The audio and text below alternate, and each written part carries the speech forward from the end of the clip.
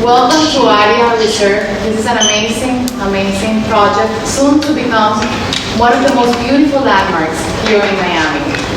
And today we wanted to bring over our audience and these people and a guest panel, a beautiful panel, because there's a public-private situation happening that is going to become one of the most beautiful baywalks in the world, hopefully. My panelists today, Commissioner Ken Russell, City of Miami. Thanks for being here. Pleasure, thanks for having me. Developer Carlos Melo. Thank you. Thank you. And Martin Melo, Thank you. developer for Area Reserve as well. And let's go directly into the topic, Commissioner. First, for the audience, what is a baywalk and what does the baywalk represent for a city like Miami? First of all, thanks for having me. The greatest cities in the world have access to the public to whatever body of water is in front of them. Rio de Janeiro, even Tampa, Chicago, you have access to the water for your public. It's not just reserved for the private residents that live on the water. But doing that is very complicated from a jurisdictional perspective. You got private land, public land.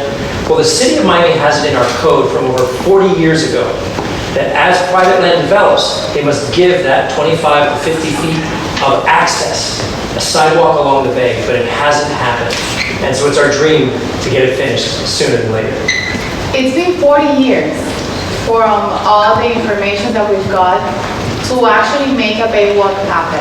And right now, for the people who are tuning in and you're not here in Miami, we are in Edgewater, which is a neighborhood, Carlos, that has been here for the longest time. It's an historical neighborhood in Miami, but it has gone through a transition. And as developers, you've seen it all, right?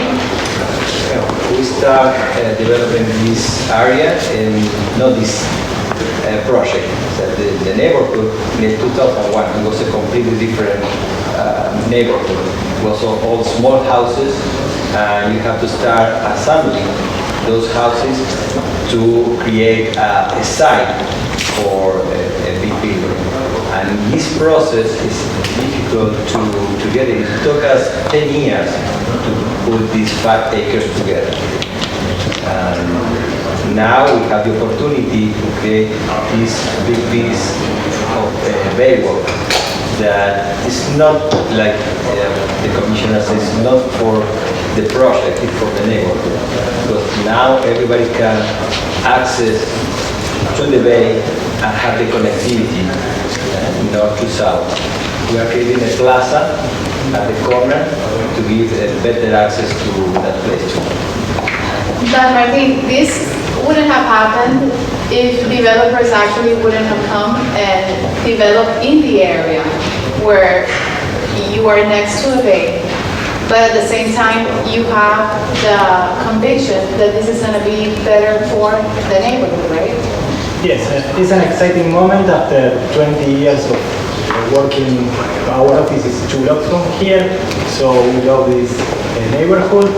And adding 550 feet over the water of baywalk plus a plaza, I think it's a great addition for the community. It's something that everybody will enjoy, and we are happy that we will see that happen soon. That's not the one. You are buying a place to live. You are not buying only your unit. You are buying where the neighborhood, your connectivity, and the surrounding, right? And those kind of things is enhance all the neighborhood. I think the key question here would be, Commissioner, why did it take the City of Miami 40 years? So the way the charter was written, and it went to the voters back in 1979, it was called the Dan Paul Amendment. And that amendment said that private lands that were on the water would have to give their piece to the public. The only way they got it passed was to say that we weren't going to force them to do it immediately. They would do it when they would redevelop. And the issue is many of these places haven't redeveloped for the last 40 years. And so the city was able to take care of all of the city pieces. Any piece that's a park on the water or government land, we've actually activated as baywalk. But a baywalk doesn't exist until it's complete. we're only as strong as the missing link, right? And as long as there's missing teeth in that smile, you don't have access for everyone. So we've been relying on private partnerships to move more quickly. And I was able to pass an ordinance this year, actually, that will allow us to supercharge it and begin negotiating with the private partners to see who will go quickest and who will go first. But it doesn't get any better than when you have a willing partner, like Melo Group, that's willing to actually come in and finish their piece.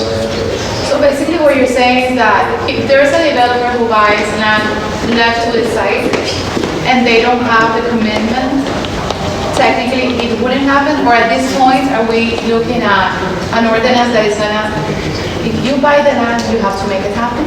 It's not when you buy the land, it's when you do vertical construction. So if you don't do vertical, it won't happen. And that's what happens. A lot of people will buy the land and sit on it, and then nothing happens, and nobody has access. There's a missing piece.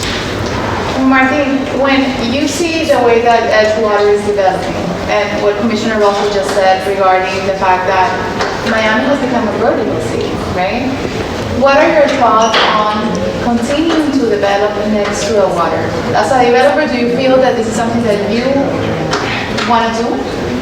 Yes, I think as a developer, it's very exciting. It's very nice to develop in front of the water, but the water is limited.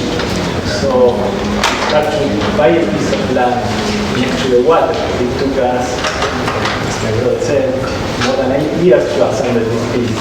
And we are now in a position to create a beautiful baywalk, and we can be vertical in front of the water. That is a unique piece. I don't think we can replicate this in the future. I would love to, but it's the way it is. Carlos, you mentioned that you came into this neighborhood 20 years ago, and it has been a whole development of a neighborhood, right? Can you narrate for the people who don't know Miami and they're watching us through all these social media platforms, what you found when you came into the neighborhood? So before it was small houses that looks were good houses at that time, maybe 34 years ago, but it was abandoned. When we arrived in 2001, it was abandoned. It was many empty lots. It means that the people don't want to renovate their home when they lose their tenants, or the people don't want to be here because of the situation. They demolish their homes. So we saw the opportunity.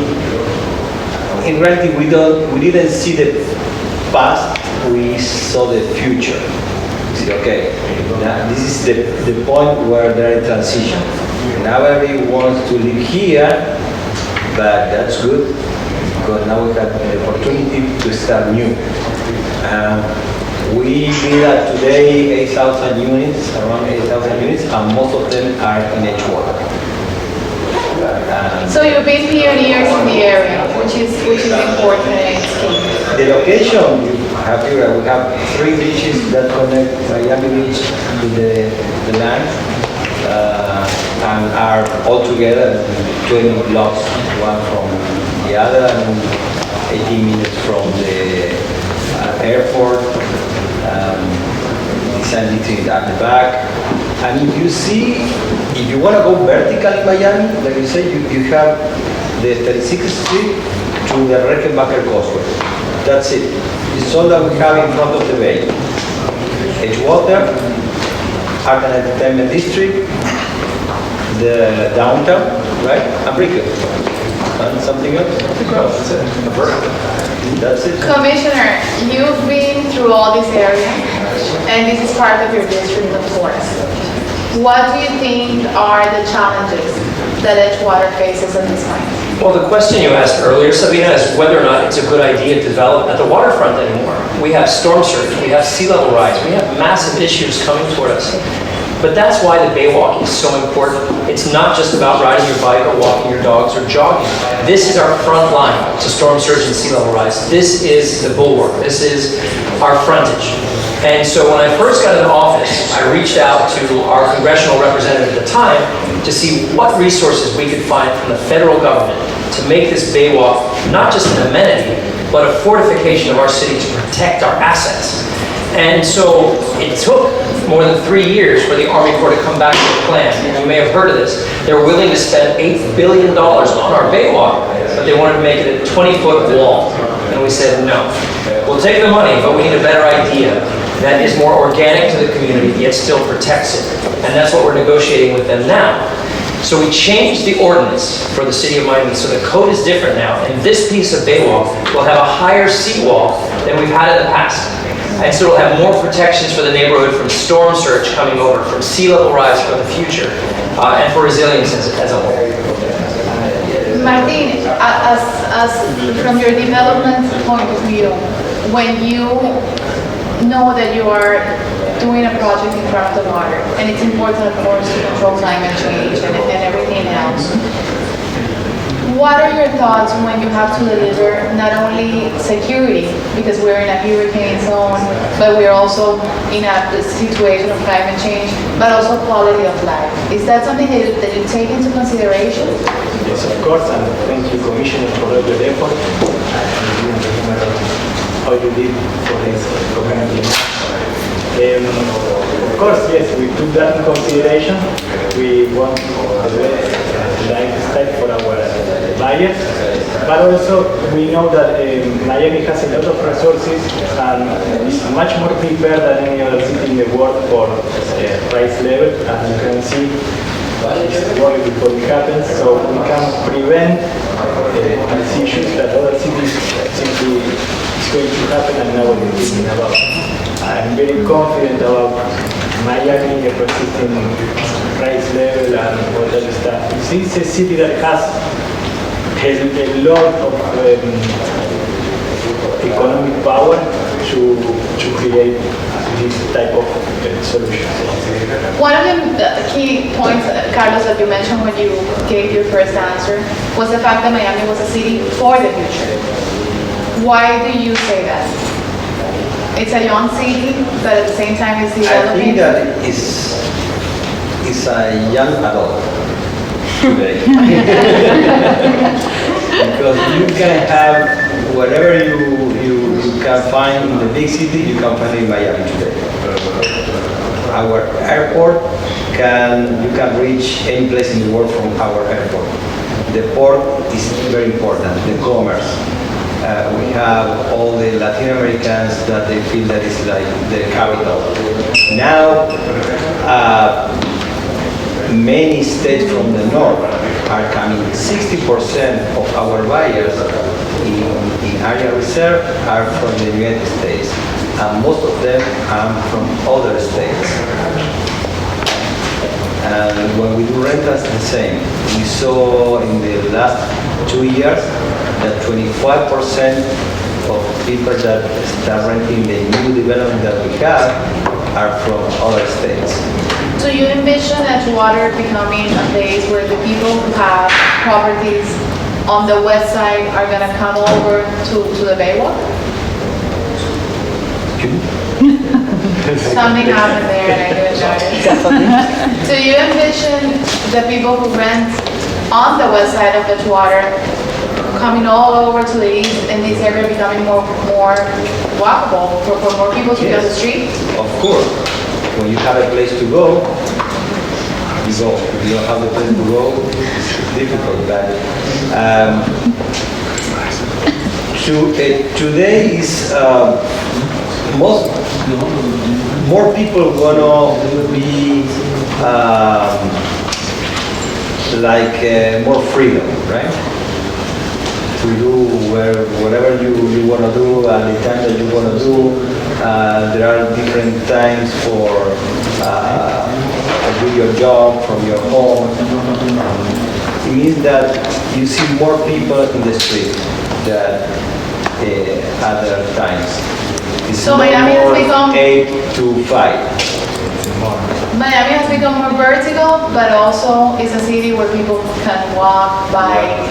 And that would be, I think, my last question to close. Commissioner, you are leaving your job soon.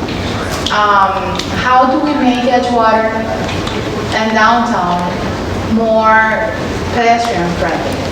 Yes. Like Brickell, for example. Urbanistic connectivity is the key. rather than just relying on cars or even public transportation, something like the Baywalk is our connector. Whether you ride a bike or whether you ride a scooter, whether you jog or walk, this is what's going to connect all of us. And the biggest change I think you're going to see is an activation of even food and beverage along the waterfront. People don't realize it, but in the city of Miami, we only have maybe 5 restaurants on the bay. And the reason is, it's very hard to get to them. And once the Baywalk connects, once this piece is done and the next few pieces are done, you'll be able to walk 5 miles along the waterfront and have access to all of that, the museums, the parks, and hopefully restaurants as well. So that's the best thing we can do for Edgewater, is to connect it to the rest of the city. And that's basically part of the arts and entertainment district, right? So that's going to be a piece of land that's actually going to be key to connect the west side and the east side of Edgewater. Martin, Carlos, any type of conclusion about the Baywalk and this beautiful area reserve we're sitting at, which is going to become, it's actually, for the people who don't know the project, even though we've been promoting it online, they're going to be identical towers with absolutely, I can say, the most amenities right now in Miami. So congratulations for that. Congratulations for making the Baywalk happen. When is it going to happen? Do we have like a date? Well, my goal is that it happens in the next 4 years and not the next 40 years. We're only missing about 8 pieces on the bayfront now. Okay. And once we get that done, I've got 4 pieces in completion over the next 2 years. And then the rest is up to private development in the Edgewater area. Wonderful. Martin, Carlos? Thank you, Sabina. It's an exciting moment. I think adding this piece will help a lot to the Baywalk, and a lot of people in the community will enjoy it.